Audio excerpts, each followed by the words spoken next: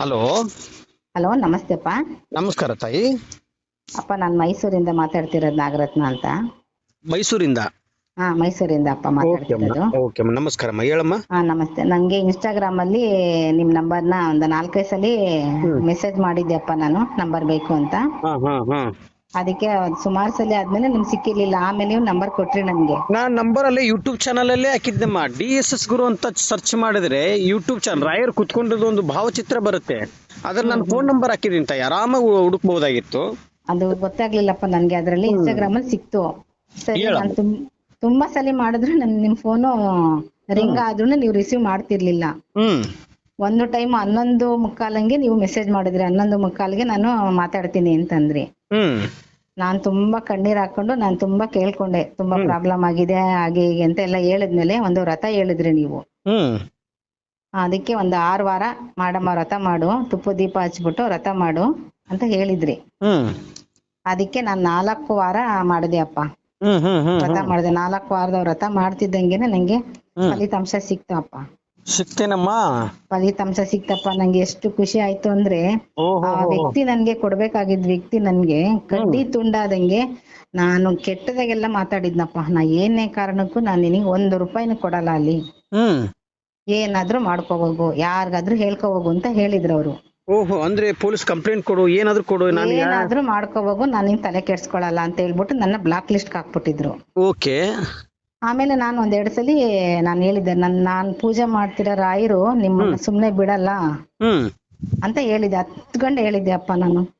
ನಾನ್ ಮಾಡ್ತಿರೋ ಪೂಜೆ ನನ್ನ ರಾಘವೇಂದ್ರ ಗೊತ್ತೈತ, ಅವ್ನು ನಿನ್ನ ಸುಮ್ನೆ ಬಿಡಲ್ಲ ಅಂತ ಹೇಳಿದ್ರು. 1 ವಾರ ಕಳೆದ್ಮೇಲೆ ಅವರಿಂದ ನನ್ಗೆ ಫೋನ್ ಬಂತು. ನೀನ್ ಹಾಕಿದ್ದು ಶಾಪ ಇದೆಲ್ಲ ನನ್ಗೆ ತಟ್ಟು ಬಿಡ್ತು ಅಂತಂದ್ರು. ಯಾರಿಗೆ? ಅವ್ರಿಗೆ? ಯಾವ ವ್ಯಕ್ತಿಗೆ? ಅವ್ರಿಗೆ ವ್ಯಕ್ತಿಗೆ ತಟ್ಟು ಬಿಟ್ಟಿದೆ. ರಾಯರು ಬಿಡಲ್ಲ ತಾಯಿ, ರಾಯರು ಅಲ್ಲೇ ತೋರ್ಸ್ತಾರೆ ತಾಯಿ. ಹೇಳಮ್ಮ. ಸತ್ತು ಹುಟ್ಬಿಟ್ಟಿದೀನಿ ನಾನು, ದಯವಿಟ್ಟು ನಿನ್ನ ರಾಯರಿಗೆ ಕೇಳ್ಕೊ, ನಾನ್ ಕೊಡ್ತೀನಿ ನಿನ್ಗೆ ದುಡ್ಡನ್ನ, ಎಷ್ಟಾಗುತ್ತೋ ಅಷ್ಟು ಕೊಡ್ತೀನಿ ಅಂತ ಹೇಳಿದ್ರಪ್ಪ. ಅವ್ರು ಕೊಡಲ್ಲ ಅಂತಿದ್ದವ್ರು ನನ್ಗೆ ತಾಳ್ಮೆಯಿಂದ ಮಾತಾಡಿ 2 ದಿವಸ ನಿನಗ್ ದುಡ್ಡು ಹಾಕ್ತೀನಿ ಅಂದ್ರು. ನನ್ಗೆ ನಂಬಿಕೆ ಇರ್ಲಿಲ್ಲಪ್ಪ, ಅವ್ರು ಕೊಡ್ತಾರೆ ಅಂತ ನಂಬಿಕೆನೇ ಇರ್ಲಿಲ್ಲ ನನ್ಗೆ. ಅವ್ರು ಕೊಡ್ತಾರೆ ಇಲ್ಲ ಅನ್ನೋ ಒಂದು ನಂಬಿಕೆನೂ ಇರ್ಲಿಲ್ಲ. ಯಾರಾದ್ರೂ ಹೋಗಿ ಕಂಪ್ಲೇಂಟ್ ಮಾಡು, ಏನಾದ್ರೂ ಮಾಡು, 1 ರೂಪಾಯಿ ಕೊಡಲ್ಲ ಅಂತ ಹೇಳಿ ನಿಮ್ಮ ನಂಬರ್ ನ ಬ್ಲಾಕ್ ಲಿಸ್ಟ್ ಗೆ ಹಾಕಿದ್ರು. ನಾನು ಒಂದು ಹೇಳಿದೆ, ತಾಯಿ ಈ ವ್ರತವನ್ನು ಮಾಡಮ್ಮ, ವ್ರತ ಮಾಡಿ ಅಂತ ಹೇಳಿದ್ರಪ್ಪ. ನಿನ್ಗೆ ದುಡ್ಡು ಬಂದೇ ಬರುತ್ತೆ ಅಂತ ಹೇಳಿದ್ರಿ ನೀವಪ್ಪ. ನನ್ಗೆ ಖಂಡಿತ ಯಾವ್ದೋ ಒಂದ್ ಕಡೆಯಿಂದ ನಿನಗ್ ಬರುತ್ತೆ ಅಮ್ಮ, ಒಳ್ಳೇದಾಗುತ್ತೆ ಅಂತ ಹೇಳಿದ್ರಿ ನೀವು ನನ್ಗೆ. ನಾನು 3 ವಾರ ವ್ರತ ಮಾಡಿದ್ರು ರಾಯರು ನನ್ಗೆ ಒಂದು ಹೂವ ಆಗ್ಲಿ ಏನು ಕೊಟ್ಟಿರ್ಲಿಲ್ಲ, ನನ್ಗೆ ಪ್ರಸಾದ ಕೊಟ್ಟಿರ್ಲಿಲ್ಲ. 5ನೇ ವಾರ ನೋಡಪ್ಪ ಹೂವನ್ನು ಬಿತ್ತು ನನ್ಗೆ. ಸೋಮವಾರ 12 ಗಂಟೆಗೆ ದುಡ್ಡು ಹಾಕಿದ್ರ. ಅಂದ್ರೆ ಸೋಮವಾರ ದಿವಸ ಮಧ್ಯಾಹ್ನ, ರಾತ್ರಿನ ಮಧ್ಯಾಹ್ನ ಮಧ್ಯಾಹ್ನ ಹಾಕಿದ್ದಾರೆ. ಮಧ್ಯಾಹ್ನ ಹಾಕಿದಾರ? ಒಟ್ನಲ್ಲಿ ಸೋಮವಾರ ನಿಮ್ಗೆ ಅಮೌಂಟ್ ಬಂತು? ಬಂತಪ್ಪ, ಅಮೌಂಟ್ ಬಂತು ನನ್ಗೆ. ನಿಜವಾಗ್ಲೂ ನನ್ಗೆ ರಾಯರು ಪವಾಡ ಮಾಡ್ಬಿಟ್ರು ಅಂದ್ಬಿಟ್ಟು ನಾನು ಇದ್ರಲ್ಲಿ ಗ್ರೂಪ್ ಅಲ್ಲಿ ಇದೀವಿ ನಾವು, ವಾಟ್ಸಪ್ ಅಲ್ಲಿ. ಖುಷಿ ಆಗ್ಬಿಟ್ಟು ನಿಮ್ಗೂ ಹಂಚ್ಕೊಳ್ಳೋಣ ಅಂತ ಆಗ್ತೆ. ನೀವು ಅದನ್ನ ನೋಡೇ ಇಲ್ಲ ನೀವು ಅವತ್ತಿಂದ. ಅಯ್ಯೋ ತಾಯಿ, ನನಗೆ ವಾಟ್ಸಪ್ ಅಲ್ಲಿ ನೋಡೋದಕ್ಕೆ ಎಷ್ಟು ನಂಬರ್ ಅಮ್ಮ ತಾಯಿ. ಸುಮಾರು ಒಂದು 8-9 ಸಾವಿರ ಮೆಸೇಜ್ ವಾಟ್ಸಪ್ ಅಲ್ಲಿ ಇನ್ನೂ ಓಪನ್ ಮಾಡಿಲ್ಲ. ಎಷ್ಟು ಜನಕ್ಕೆ ಹೇಳಿದೀನಿ ಅಂದ್ರೆ ಅಪ್ಪ, ನಾನು ಕಣ್ಣಲ್ಲಿ ನೀರ್ ಬಂದ್ಬಿಡ್ತಾರೆ ರಾಯರ್ ಮುಂದೆ ನಿಂತ್ಕೊಂಡು. ತಂದೆ ನೀನ್ ಇದೆಯಾ ಅಪ್ಪ, ರಾಯರ್ ಇದ್ದಾರೆ ಅಂತ ಕೋಪದಲ್ಲಿ ಬೈದ್ ಬಿಟ್ಟಿದ್ದೆ ನಾನು ರಾಯರಿಗೆ. ನೀನಿಲ್ಲ, ನೀನು ನನ್ಗೇನು, ನೀನು ಬೈದ್ರೆ ಮತ್ತೆ ನೀವು ನರಕ ಅನುಭವಿಸ್ತೀರ ತಾಯಿ, ಮತ್ತೆ ಪಾಪಗಳನ್ನು. ಯಾಕಂದ್ರೆ ಆ ಸಮಯಕ್ಕೆ ನಿಮ್ಗೆ ಅನುಗ್ರಹ ಮಾಡೇ ಮಾಡ್ತಾರ ಅವ್ರು ರಾಯರು. ಮಾಡಿದ್ರಪ್ಪ, ನನ್ಗೆ ರಾಯರ್ ಇದ್ದಾರೆ. ನನ್ಗೆ ಹೆಂಗೆ ಅಂದ್ರೆ ಅಳು ತಡ್ಕೊಳಕ್ ಆಗ್ಲಿಲ್ಲ ಅಂತ ಪರಿಸ್ಥಿತಿ ಆಗ್ಬಿಟ್ಟಿತ್ತು ದುಡ್ಡಿಂದಲ್ಲಿ. ಮಾಂಗಲ್ಯ ಸರಿ ಏನಾಯ್ತು? ಮಾಂಗಲ್ಯ ನನ್ಗೆ ಹೇಳಿದ್ನಲ್ಲಪ್ಪ, ಮೆಸೇಜ್ ಮಾಡಿದ್ದೆ, ಇಟ್ಬಿಟ್ಟಿದೀನಿ ಅಪ್ಪ ನಾನು. ಆ ಮೆಸೇಜ್ ಕಳಿಸಿದ್ದೆ ನಾನು ನಿಮ್ಗೆ. ಅದು ಏನಂದಿದ್ರೆ ಬಂದೇ ಬರುತ್ತೆ ಅಂತ ನನಗೆ ಕಳಿಸಿದ್ರಿ. ಅದನ್ನು ಆಗ್ಲೇ ಒಂದು 20 ದಿವಸ ಆಯ್ತಲ್ಲಿ. ಮಾಂಗಲ್ಯ ಸರ? ಮಾಂಗಲ್ಯ ಅದೇ ಮಾಂಗಲ್ಯ. ಓಕೆ. ಅದನ್ನು ಇಟ್ಬಿಟ್ಟಿದ್ದೆಪ್ಪ. ಅದಕ್ಕೆ ತುಂಬಾ ಕಷ್ಟ ಇದೆ ಅಂತ ನಿಮ್ಮ ಹತ್ರ ಹತ್ಕೊಂಡೆ ಹೇಳಿದ್ದೆ ನಾನು. ಹೌದು ತಾಯಿ, ಹೌದು. ಮಾಂಗಲ್ಯ ಇಟ್ಬಿಟ್ಟಿದೀನಿ, ಏನ್ ಮಾಡ್ಬೇಕಂತ ಗೊತ್ತಾಗಲ್ಲ ಅಂತ ನನಗೆ ಮೆಸೇಜ್ ಮಾಡಿದ್ರಿ. ಆದ್ರೆ ಚಿಂತಿಸಬೇಡ ಮಗಳೇ, ಖಂಡಿತ ರಾಯರಿದ್ದಾರೆ, ನಿಮ್ಗೆ ಅನುಗ್ರಹ ಮಾಡೇ ಮಾಡ್ತಾರೆ ತಾಯಿ. ಹೇಳಿದ್ರಿ, ಯಾರು ಕಷ್ಟದಲ್ಲಿ ಇರ್ತಾರೋ ಅವ್ರೆಲ್ಲರಿಗೂ ಅನುಗ್ರಹ ಮಾಡುತ್ತಾ ಬೃಂದಾವನದಲ್ಲಿ ಜೀವಂತವಾಗಿ ಕುಳಿತಿದ್ದಾರೆ ಗುರು ರಾಘವೇಂದ್ರ ಸ್ವಾಮಿಯವರು. ಕಷ್ಟ ಅಂತ ಬಂದ್ರೆ ನನ್ನ ಹೆಸರನ್ನು ಕೂಗಿ ಹೇಳಿ, ಸದಾ ನಿಮ್ಮ ಬ್ಯಾಕ್ ಬೋನ್ ಆಗಿ ನಿಂತ್ಕೊಂಡಿರ್ತೀನಿ ಅಂತ ಹೇಳಿದ್ದಾರೆ ರಾಯರು. ಹೌದಪ್ಪ, ಅವ್ರ ಪವಾಡ ಪುರುಷ ಅಪ್ಪ. ನನ್ ನಿಜವಾಗ್ಲೂ ನನ್ಗೆ ನಂಬಿಕೆನೇ ಇರ್ಲಿಲ್ಲ. ನಾನು ಆ ಒಂದು 2 ತಿಂಗಳಿಂದ ಕಣ್ಣಲ್ಲಿ ನಿದ್ದೆ ಮಾಡಕ್ ಆಗ್ತಾ ಇರ್ಲಿಲ್ಲ ನನ್ಗೆ. ಬಹಳ ನೋವು ಅಂದ್ರೆ ನೋವಿತ್ತು. ಯಾವಾಗ್ಲೂ ನಾನ್ ನೆನ್ಸ್ಕೊಂತ ರಾತ್ರಿ ಎಲ್ಲ ನಿದ್ದೆ ಬರ್ತಿರ್ಲಿಲ್ಲ. 2 ತಿಂಗಳಿಂದ ನನ್ಗೆ ಎಷ್ಟು ನೆಮ್ಮದಿ ಇದೆ ಅಂದ್ರೆ ಮುಂದೆ ನನ್ಗೆಲ್ಲ ಒಳ್ಳೇದಾಗುತ್ತೆ, ರಾಯರ್ ನನ್ನ ಹಿಂದೆ ಇದಾರೆ ಅಂತಾನೆ ನನ್ಗೆ ಅನಿಸ್ಬಿಟ್ಟಿದೆ ಅಪ್ಪ.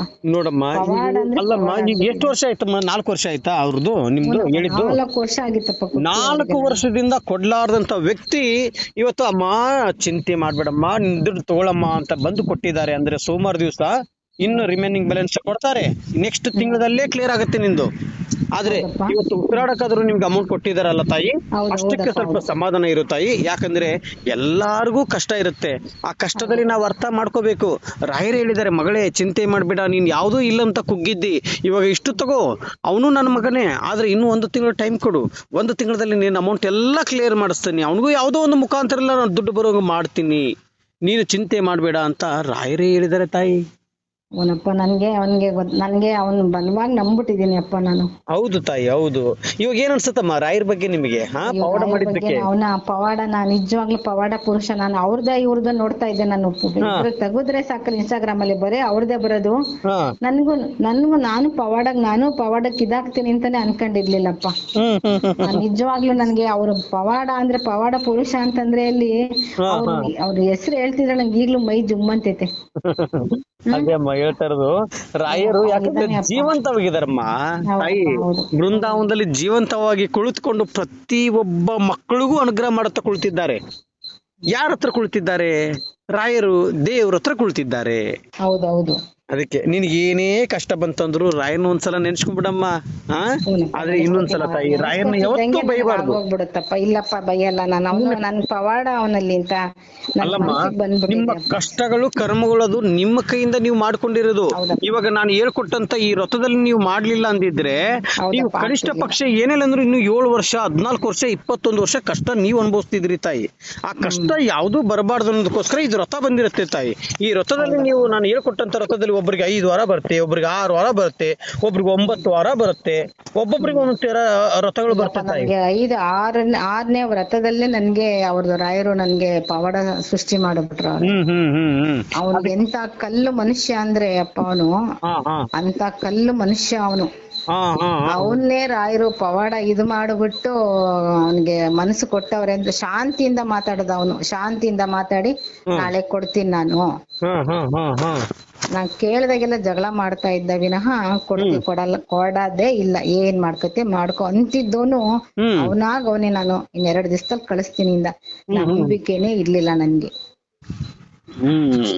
ಆಮೇಲೆ ನಿನ್ ಫೋನ್ ಇಂದ ನನ್ಗೆ 1 ರೂಪಾಯಿ ಕಳಿಸು ಅಂದ. ನನ್ಗೆ ಅವಾಗ್ಲೂ ನಂಬಿಕೆ ಇರ್ಲಿಲ್ಲ. ಹೋದ್ರು ಹೋಗ್ಲಿ ಅಂತ 1 ರೂಪಾಯಿ ಕಳಿಸ್ದೆ. ಆಗ 12 ಗಂಟೆ ಕರೆಕ್ಟ್ ಆಗಿ ಸೋಮವಾರ ದಿವಸ ಹಾಕದಪ್ಪ. ಅಲ್ಲ, ಸೋಮವಾರ ದಿವಸ ಹಾಕ್ಬಿಟ್ಟು ಮತ್ತೆ ಇನ್ನು ಮುಂದಿನ ತಿಂಗಳು ಕೊಡ್ತೀನಿ ಅಂತ ಹೇಳಿದ್ರು. ಕೊಡ್ತೀನಿ ಅಂತ ಹೇಳಿ ಕೊಡ್ತಾರೆ. ತಾಳ್ಮೆ, ನಂಬಿಕೆ ಇವೆರಡೂ ನಮ್ಮಲ್ಲಿ ಇರ್ಬೇಕು ತಾಯಿ.